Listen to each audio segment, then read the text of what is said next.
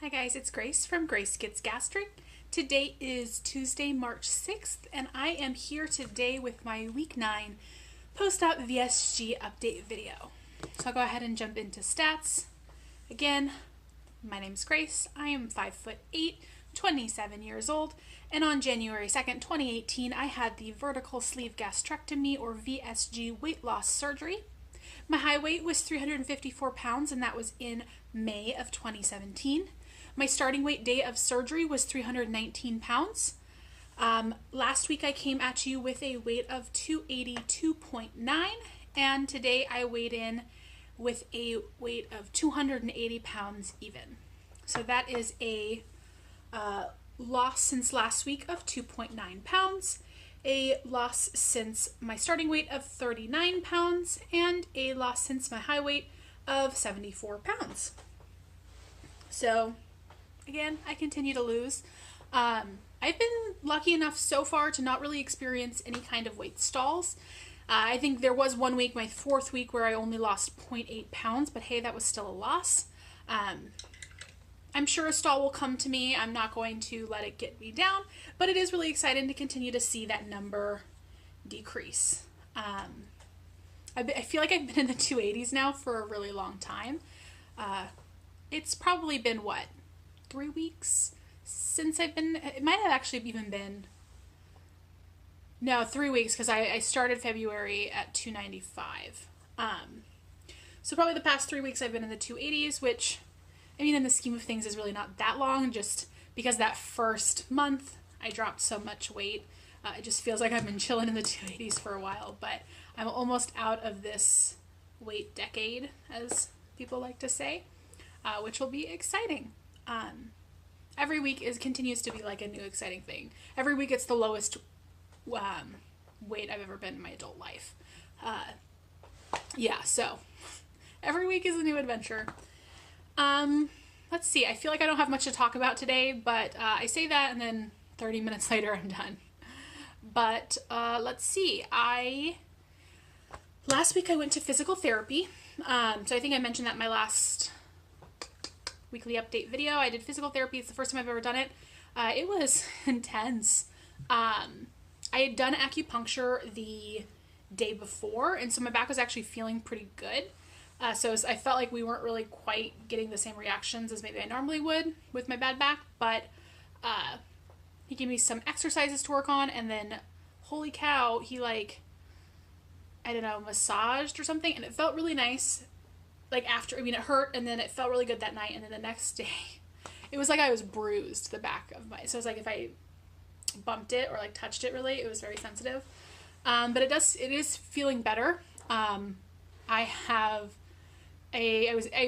another one next week, but I was able to get in this week too, so I have physical therapy in the morning and then acupuncture in the afternoon.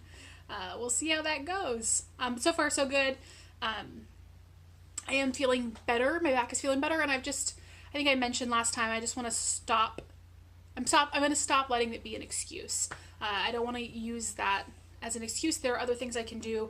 I want to continue to move my body. So that being said, I went to the gym this morning for the first time in March and for the first time in weeks. And it was really good. I did 30 minutes of cardio, and then I did a little bit of weight training. My legs they were feeling pretty jelly-like for their whole day. And I'm exhausted, but that's also because I just didn't get much sleep. I'm just not used to working out, but it felt good to be doing it. I'm excited. My plan is to do it Tuesdays, Thursdays. It'll be interesting on Thursday because I have my physical therapy appointment at 8, and so I'll go work out at 6, and then I guess go to physical therapy. And yeah, I mean, that's all been going good. Well, I don't know if I mentioned, but part of one of my ultimate goals, just physical fitness goals, is I want to eventually work my way up. Sorry, my pants are all caught and annoying me. I want to eventually work my way up to getting 10,000 steps a day. That's never been a realistic goal for me. I have a sit-down job, but beyond just that, I'm not fit enough to consistently get 10K steps in a day and not have that have a cumulative detrimental effect on my physical well-being. I can do it like in short bursts, but if I was just to consistently walk 10K steps every day, it exhausts me. So I'm just not there yet. So what I decided to do was to taper up. So I started at 5K steps in January. My goal was then 6K in February, and this month, March, is 7K.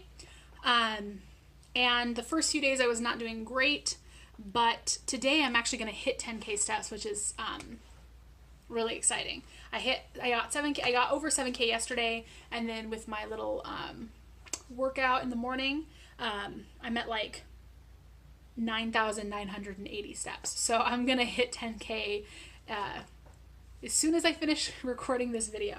So that's just exciting and just really motivating. I've been trying to take time out when I don't work out in the mornings to actually go on a walk at work. One of my friends who I work with, she used to really love doing that, and her new job, she's really busy, hasn't had as much chance to do that. So I talked to her earlier this week, and I was like, hey, we should make it a point to like walk together and motivate each other. So we're gonna do that. So yes, gym, physical therapy. On Saturday I had a really busy day. I had a laser hair removal consult. I mentioned that was going to be my goal or my reward for hitting my second goal milestone. I'll link that video above if you haven't seen it yet. So I had a consult, and I've got the actual first appointment on Monday. So I'll let you guys know my next Tuesday update how that first one goes. It was kind of ridiculous. They made me drive all the way out there for a 15-minute like conversation that we could have had on the phone. It was really annoying, but it's pretty close to an IKEA, the only IKEA in the state. And so we had a few things we wanted to get, me and my roommate. So my roommate came with me and we went there. And because the consult took 45 minutes less, shorter than I was expecting, we ended up having like 2 hours to kill before IKEA opened.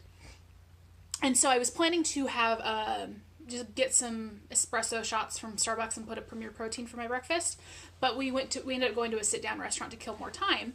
And so I just got some eggs and bacon, and just eggs and bacon, and it worked out really well. And then later on that day, my sister was going to come over to do my measurements and photos for my 2-month post-op. And she's been craving sushi, so she begged me to go out to sushi with her. And so we went and got sushi for the first time. First time since I had the surgery. And so I just got sorry, I'm like trying to talk too fast. I got sashimi, and then I did have a single roll, one of her not like the full roll, but like one roll of hers that had like a very small amount of rice. It was pretty light rice. And it totally went down fine. And I also had a single gyoza, also went down fine. And kind of the point of me talking about this was that I plan out my meals in my FitnessPal in advance.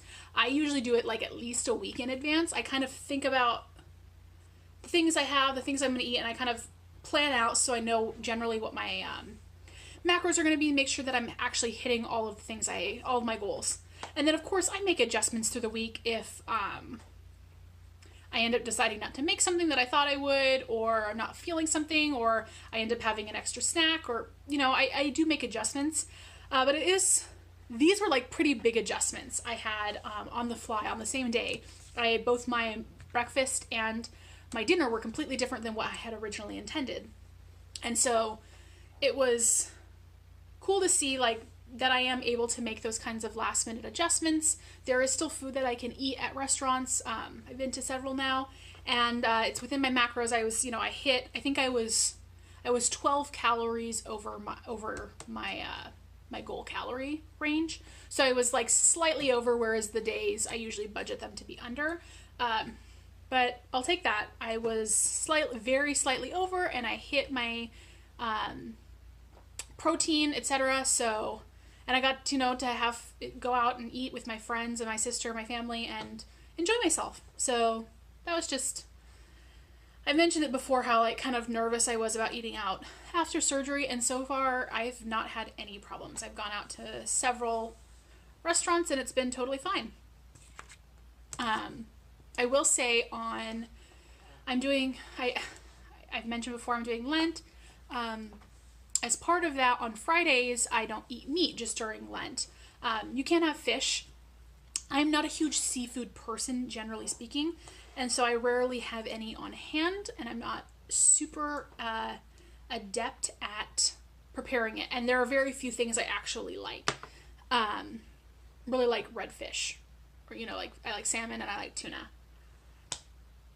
And that may be pretty much everything. There are other things I like, but in very specific circumstances. But the point is that I am just realizing how difficult it is to hit my protein goals without eating any kind of meat.